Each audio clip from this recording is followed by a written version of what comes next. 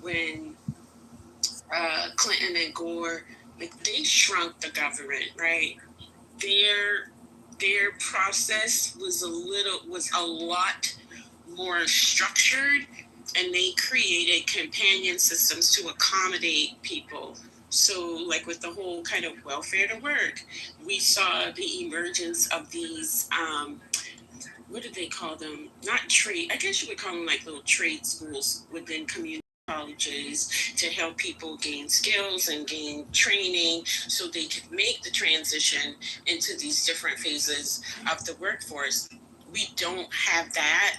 And in some instance, Clinton and Gore expanded aspects of the other aspects of the social safety net so that people would have time to transition, say, off of it was called welfare then, off of welfare to work, right? So I do think, I do believe it is going to be catastrophic, and this is a time for people to reestablish community institutions and networks,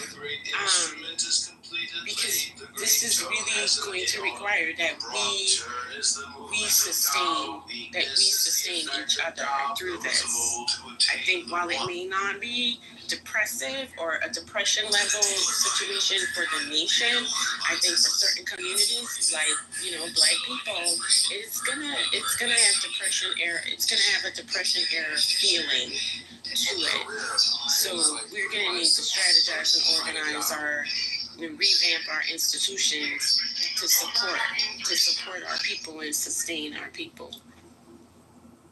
Yeah, that's going to be a hard transition because, at least in the Clinton era, like you were saying, they had all these trade schools. And you said like that they're pulling funding from that too. Like they're not going to fund like what's that like work like pull money from Job Corps, right? Yeah. Pull money from Job Corps, and they're pulling money from trade schools, and so the responsibility would fall on the state, right? Is that what that is? Correct. So that's gonna fall on the state. The school education is gonna completely fall on the state. So that's a double kind of like dip in whatever budget that people are able to develop. So that means poor states are gonna be probably, I could see a mass exodus of even more poorer states, right? Because you would have to go to a richer state like California, Florida, or Texas, but then they're gonna not be able to be sustained because they've got a lot to maintain too, and they require a lot. So mass exodus of people leaving states. And I don't know, man. It doesn't look. And just with these Board of Education cuts, just with that, right? And with the Supreme Court ruling yesterday, the irony of that, it's interesting they did it on the shadow docket, but there's still cases in 22 states against the federal government around this destabilizing and defunding, basically, of the Department of Ed. And the states are basically saying they cannot sustain that cut. It's going to require a cut in school programs, and it includes Head Start, like free lunch, the after school programs. In some states, it's going to include the ESL programs, right? But not just those programs, but some fundamental things that the schools provide, and that the states are saying they cannot make up that shortfall. So for people who think well, I'm secure, I can weather this, the trickle down is about to be crazy. Oh, I can see how much is going to go. Hold up. The first time these people cannot be absorbed, no care. So if your local community hospital is in trade schools, they already are certified licenses. We have our licenses, and whoever else below me are certified or whatever they have. There's no reason for us to be going to trade school. So what we're gonna do is, we, like you said, Dan, we're gonna leave. Well, I don't live in that environment, but they're gonna have to go.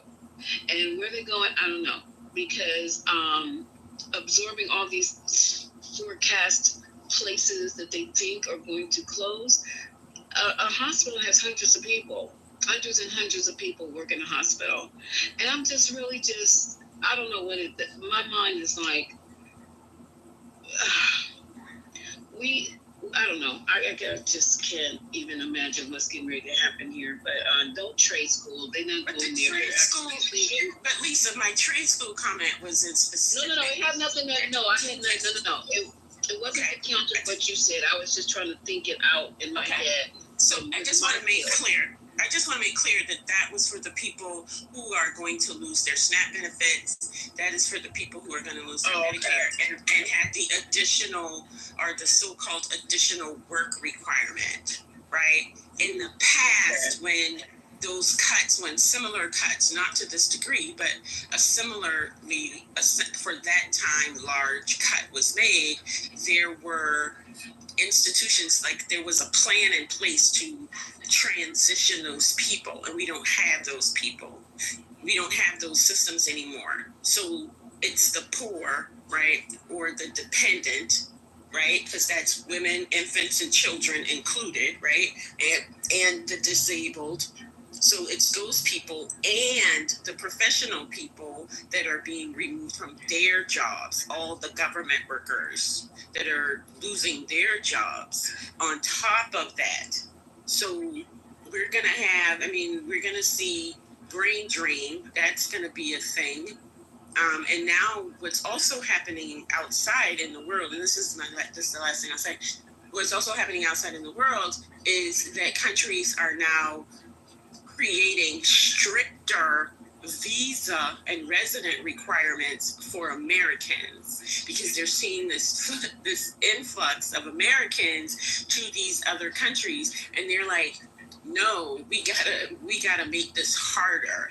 So the people who can will flee, but that flight won't be as easy as it has been in the past, because these countries are making it harder. They're putting restrictions and limits on the Americans who can immigrate to the countries. So it's going to be difficult, because even those of us in like high earning professions, like we're going to feel it too, because the support that the state has to provide, it's going to come from somewhere.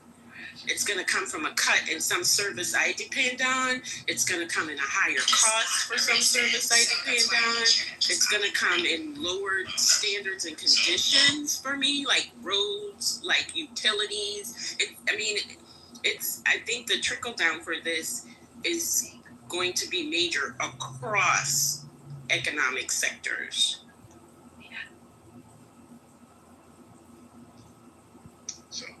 So yeah, I heard something about Mexico City. I don't know if this is kind of related, but my gut kind of tells me that, like, it's connected to what you just said. Is, yeah, if people want to kind of leave and go somewhere, like let's say they're going to go to Canada or they're going to go to Mexico, right? There's already been an influx of these people that are in these cities, and for example, Mexico City, they are rioting right now because. Or let me say that there has been some major protests, right, against the foreign people that are coming in here that are working from home, and they're jacking up their prices, and the local people are being forced out of their homes. But the people in Mexico, for example, they are like going in the streets and destroying stuff, protesting. Have you heard of that? In Portugal, they have it too. In Spain, yep. And Spain, Portugal, and it's starting in the UK. France, Italy. Well, Canada has already made it hard for Americans since the first Trump administration. They basically were like, okay, we want all y'all moving over here. Canada's already done it. But in the French, the Italians, Germany, and it's one other of the popular countries. They're already upping their restrictions. Like New Zealand and Australia, they got rid of their golden visa. They're getting rid of the golden visa because they say the people are abusing, the Americans are abusing the golden visa. So yeah, so basically we're going to become an island. That's basically what's going to happen. That's dangerous. Oh, wait a minute. Crystal came up and I brought another lady up. Oh, where'd she go? Oh, okay. Okay, she left. You want to jump in, Crystal? Yeah, I wanted to jump in. One of it was the points that Dr. Adrian made. It's so true, and just the direct cause of this is because of I do security and cybersecurity, and I volunteer with elderly folks on a sliding scale to help them with their technology. And I do with the old people in technology. Go ahead. Oh, that's awesome. So I'm actually coming out with a product, and maybe we should hook up. Hit me in the back check. For sure. One of the things that is a direct result before, none of these things have been started. It's just the fear that it's put in and the apathy. People don't even want to deal with what they think people, we don't have the infrastructure or the things to do any of this. We're a lot of people are still on Windows 10. It's not a good structure. It's a good stress the structure that's already on. But of course, that's all lifetime. And people want to flee and leave. A lot of people can't. A lot of people that think that I know a lot of people are already heading out of New York City. That's just the city alone. Because So I'm sorry, Crystal. Can you fix your microphone? You sound a little gargled in the background. Can you adjust that?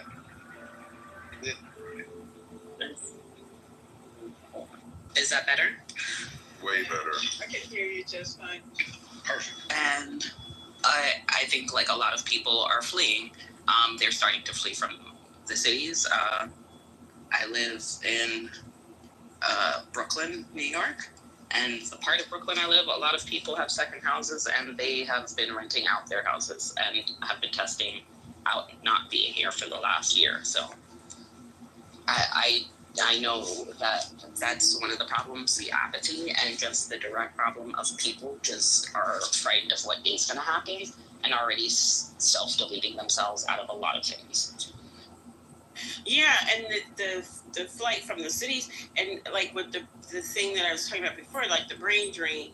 What I didn't add to my thing about the visas is those several of those countries are upping the number of professionals they will allow, particularly people in the sciences. So while they're upping it for teachers, scientists, and that includes they're including in that the range of scientists, biologists, engineers, like the range of the sciences, and that we're gonna see that brain drain, and for the people who cannot go, who cannot leave, right? Because this is like the evacuation for a natural disaster. Not everybody can evacuate. People can't afford it. People, then those people will suffer more because the people who are leaving are also taking the money with them.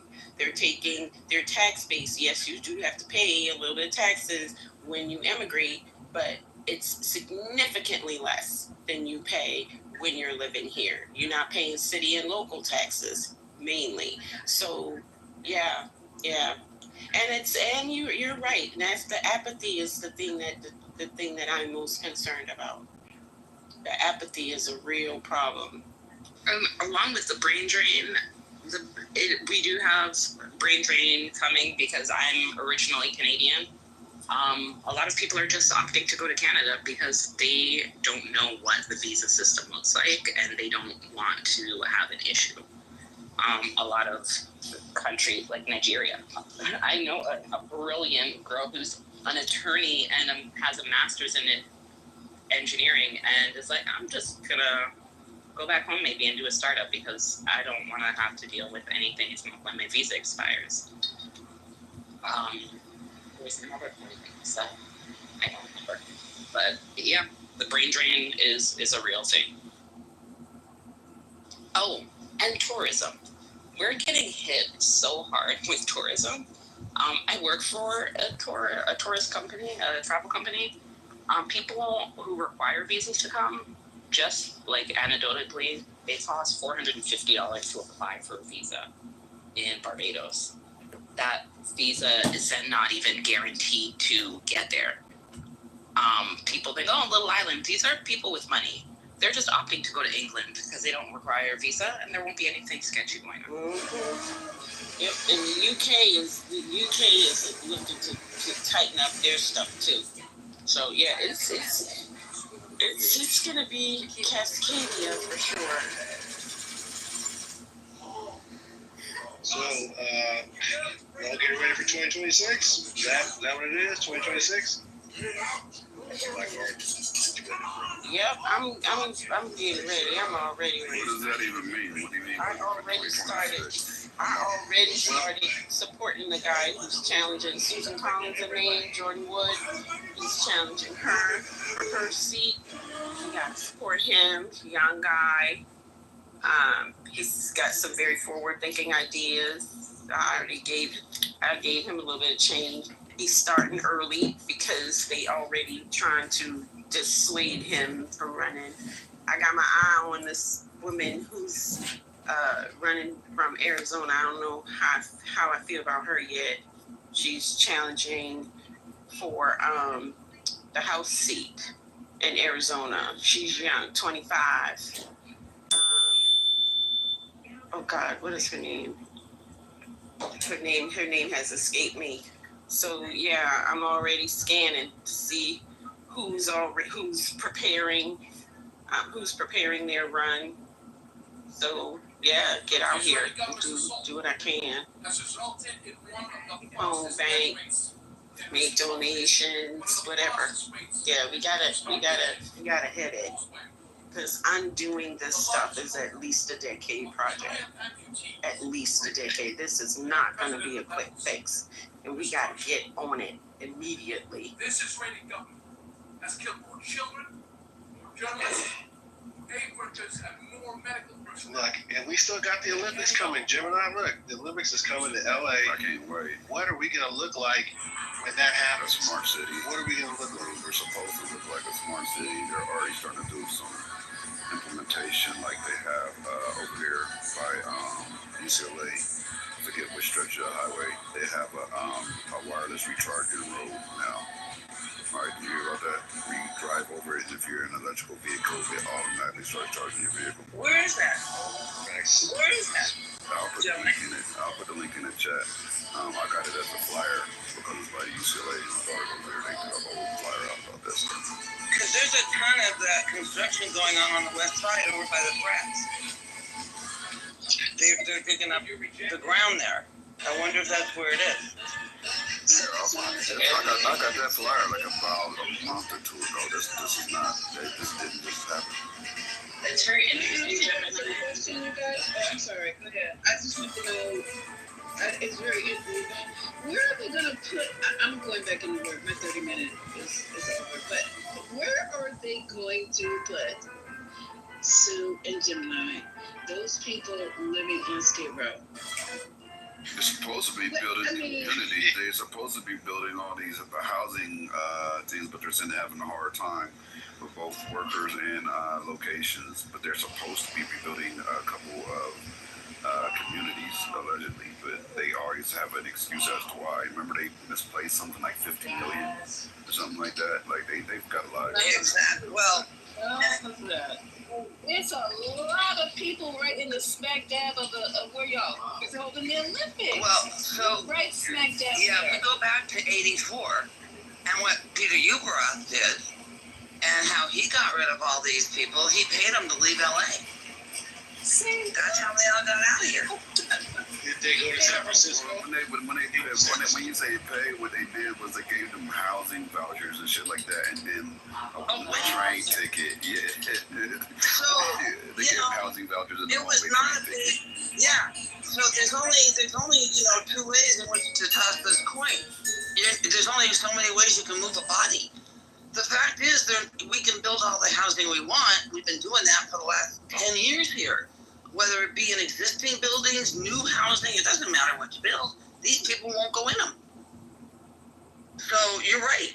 We're going to have a huge problem. But the immigration issue is going to affect all of this as well, because the Olympics is always the Olympics makes money, but it's always a deficit for the country that hosts it, right? It's always more money going out than coming in. Except for America. Except for America. Which one? 84, they made money. Yeah. 84, yeah. So let me back up. In the last 20 years, I'll say that, as the Olympics has gotten bigger and bigger, and it has cost more and more, it's generally a loss for the nation that hosts it. And the bigger the nation, the bigger the loss. Even the Chinese lost money on it. But I don't want to go off on that. What I wanted to say is the immigration thing is going to impact this, because the Olympics requires, they have all of these really strict requirements for their athlete residences. So they're going to have to build those. They're going to have to build those facilities, right? Who's going to do that work?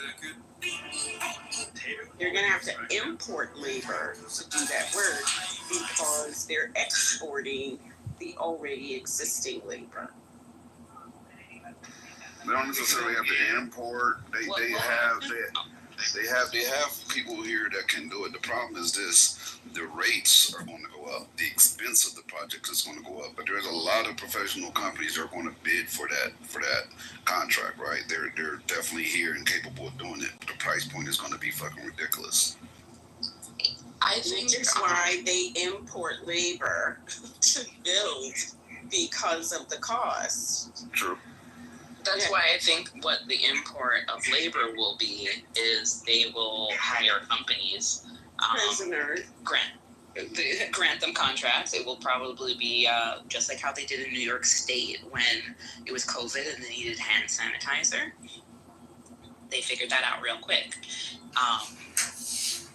They will probably have people that are companies that have allowances for visas that are not construction companies. A lot of cruise companies who are allowed to have people on deck on California pull up that boat. There's some place to sleep, and now we're a construction company. So did y'all, I'm sorry, I'm just coming back. Did y'all hear that Trump said that the Epstein files are made up? Did y'all hear that? He's been saying that, yeah. All of a sudden they don't exist now.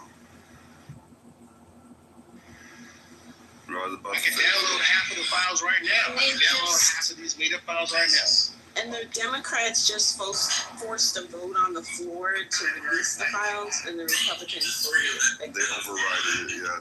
The House Republicans overrode it, and that would it made them release the files within the next 30 days. That's what they were. I would bring it. Can you bring it up again? I would bring it up. That's what the Democrats are saying. They said they're gonna repropose it again. Like they're just gonna circle back. It seems like the Dems want to see these files way more than the Repubs do, right? We're still pushing the agenda. They tried to attach it to a crypto bill that was being passed. They tried to sneak it in there as an amendment, and they got caught and then vetoed via the vote. It's not going to do anything. He's the president, right? I thought the Supreme Court gave him the ability to just shut anything down if he feels. You can't. It's the reputation damage, damn. You can't get that back. You can't recant that. You know what I mean? Once it's out, yeah, legally, I don't think it's going to have the implications that we would want. But as far as him being able to be the MAGA man of virtue, that good Christian leader, that's just out the window. And the Supreme Court didn't say. I'm going to put a pause on that. The Supreme Court didn't say. All he has to do. The Supreme Court didn't say he can smash down anything he wants either. Like that's a slight exaggeration. Real quick, and if it turns out that he is involved in this in some criminal way, depending on when it was, I don't know what the federal statute. I don't know what that is for sex trafficking, But if it turns out that he's involved in this in some way, his immunity does not protect him from this. Because his immunity is limited to things that he does in furtherance of his position as president. So his immunity does not protect him from this. It has to be in his capacity as president, He cannot be right? charged. I thought that he cannot be charged or go through any court case as a sitting president. Well, No, he can afterwards, though. Afterwards, he could, if the statute is not. Afterwards. As a sitting president, he does have immunity for things he does as the sitting president, and he can't be charged for anything outside of that until after he's completed his term.